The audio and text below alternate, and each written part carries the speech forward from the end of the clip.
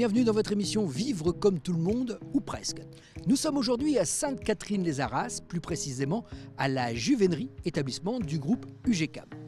Nous allons aller à la rencontre de personnes en situation de handicap mental. Au programme de cette émission, vous verrez du sport, vous verrez également une ferme pédagogique et vous les verrez comment ils nous préparent de bons petits gâteaux. Mais pour l'instant, on va tout de suite à la rencontre de la direction. Ils vont nous expliquer un petit peu comment fonctionnent ces deux établissements.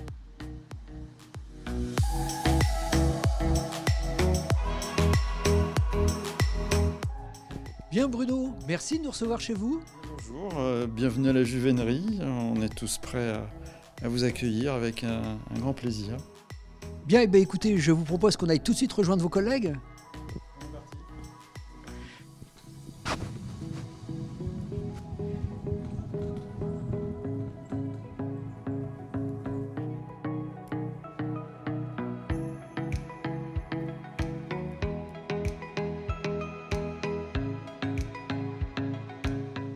Bien, alors merci à tous les trois de nous accueillir ici à la Juvénerie.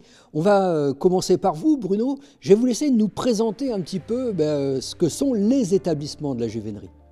Donc les établissements de la Juvénerie, en fait, sont au nombre de deux. Vous avez un foyer d'accueil médicalisé et un foyer de vie, avec trois types d'accueil. Un accueil permanent d'à peu près 42 places, un accueil temporaire permettant de répondre à des accueils ponctuels et parfois des accueils d'urgence de 4 places et un accueil de jour de 5 places qui accueille des personnes pour des activités la journée de 9h à 16h30.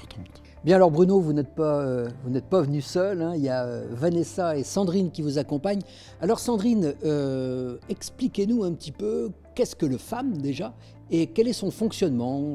On a envie de découvrir un petit peu ce FAM. Le FAM, c'est le foyer d'accueil médicalisé qui accueille et accompagne des personnes, des adultes en situation de handicap. Pour pouvoir être admis à la Juvénerie, que ce soit en accueil de jour, en accueil temporaire ou en accueil permanent, il faut une notification MDPH, il faut avoir 20 ans et plus, il n'y a pas forcément de date de limite d'âge. Les résidents bénéficient d'un accompagnement éducatif, on y apporte également des soins via l'équipe pluridisciplinaire avec des infirmiers, ergo, psychomotes, kinés, psychologues et des médecins. Alors, est-ce que ce sont des gens qui travaillent ? Ce ne sont pas des personnes qui sont en capacité de travailler. C'est la raison pour laquelle ils sont en foyer d'hébergement ou en accueil de jour. La journée est ponctuée d'activités, de soins, de rendez-vous sur l'extérieur. Les activités peuvent avoir lieu au sein de la Juvénerie ou sur des établissements comme la piscine, le bowling, le centre d'équitation en dehors de la Juvénerie. Voilà, et donc vous, Vanessa, vous êtes la chef de service du foyer de vie, c'est bien ça ?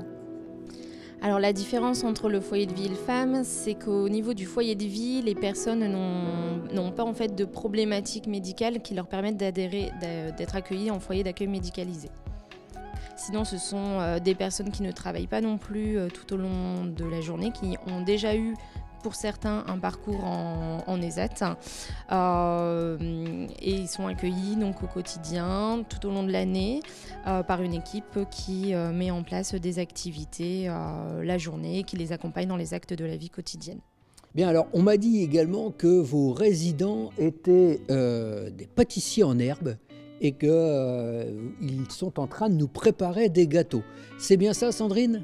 Oui, au niveau du foyer d'accueil médicalisé, un groupe est en train de préparer, fait une activité pâtisserie et sont en train de préparer un gâteau pour cet après-midi.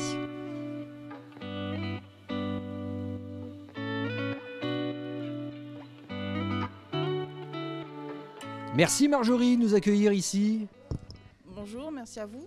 Alors Marjorie, je vais vous laisser donc nous expliquer cet atelier cuisine que vous organisez en fait avec les résidents. Alors cet atelier cuisine en fait est fait pour sentir un peu, pour être comme à la maison en fait. Voilà, le foyer d'accueil médicalisé c'est une maison avant tout. Et ben voilà, ils ont un atelier de pâtisserie et aujourd'hui ils vont confectionner un pudding. Expliquez-nous un petit peu là ce qu'ils sont en train de faire. Et ce sont des ateliers que vous organisez régulièrement, c'est ça? Alors oui, à peu près 2 à 3 fois par mois. Alors c'est soit des ateliers pâtisserie ou ça peut être des repas à thème aussi, sur le thème du Mexique, sur le thème... Oui, la prochaine c'est le américain aussi, ils demandent. Alors les projets en fait se font suite à des réunions d'expression. Alors les réunions d'expression en fait c'est leur grand moment où chacun exprime ce qu'il a envie de faire. Donc voilà, en fait c'est eux qui choisissent. Et là, quelle est la finalité en fait des gâteaux qui vont être préparés? C'est eux qui vont les manger, ils vont les offrir? Alors, comment ça se passe? Cet après-midi en fait ils auront leur collation avec le pudding qu'ils ont préparé.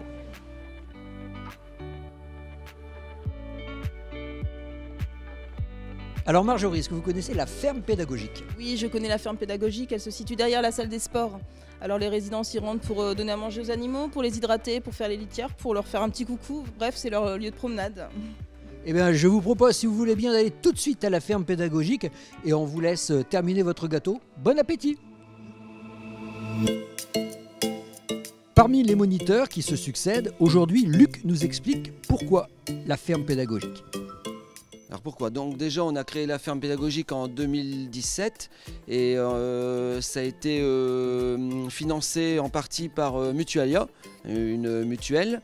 Donc nous avons créé la ferme à partir de matériaux tout simples, basiques et avec des bâtiments déjà existants pour aller au plus simple et au plus vite. Donc les animaux dans un premier temps ont été achetés dans une association. Qui avait été récupérés dans des maisons où les animaux étaient maltraités ou en trop grand nombre. Donc voilà, comme ça fait des animaux heureux ici au niveau de la ferme pédagogique. Donc on avait pris quelques lapins, quelques poules, quelques coqs et des cochons d'Inde. Donc on a séparé les cochons d'Inde mâles là-bas dans un premier enclos, il y en a 9. Et ici dans cet enclos nous avons mis les cochons d'Inde femelles et 3 lapins femelles également. Donc voilà. Donc tous les jours, entre collègues, nous nous relayons selon nos postes, matin, après-midi, pour qu'il y ait un suivi au niveau nourriture et bien-être de l'animal. Alors Anaïs, expliquez-moi en quoi c'est important pour eux justement d'être présents sur cette ferme? Alors c'est important pour eux pour développer justement la motricité fine. Le rapport entre humains et animaux, c'est important également pour au niveau du stress, etc. Ça les apaise. Il y a un attachement qui se fait avec les animaux? Oui, parce qu'on y va tous les jours, donc quand le temps le permet. Et oui, c'est très important. Oui.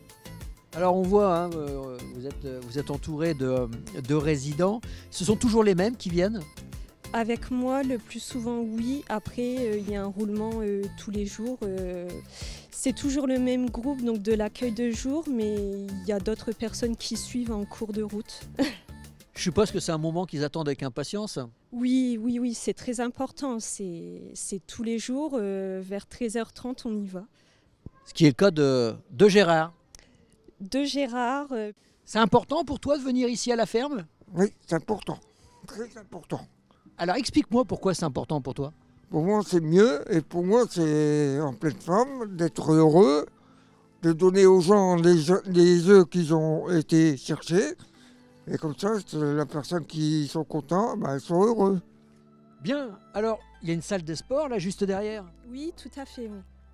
Qu'est-ce qui s'y passe actuellement? Alors il s'y passe une activité moteur avec une vingtaine de résidents. Bon écoutez, si vous voulez bien, on va tout de suite aller à leur rencontre, voir un petit peu comment se passent les entraînements.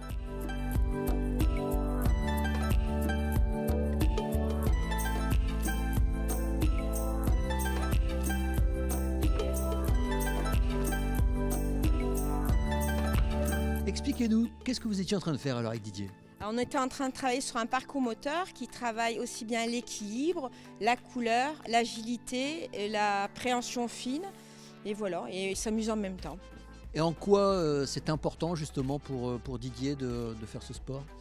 Pour la vie au quotidien, pour s'habiller, se déshabiller, ça, tout a un lien, marcher dehors, faire encore des balades, faire des activités de tout genre.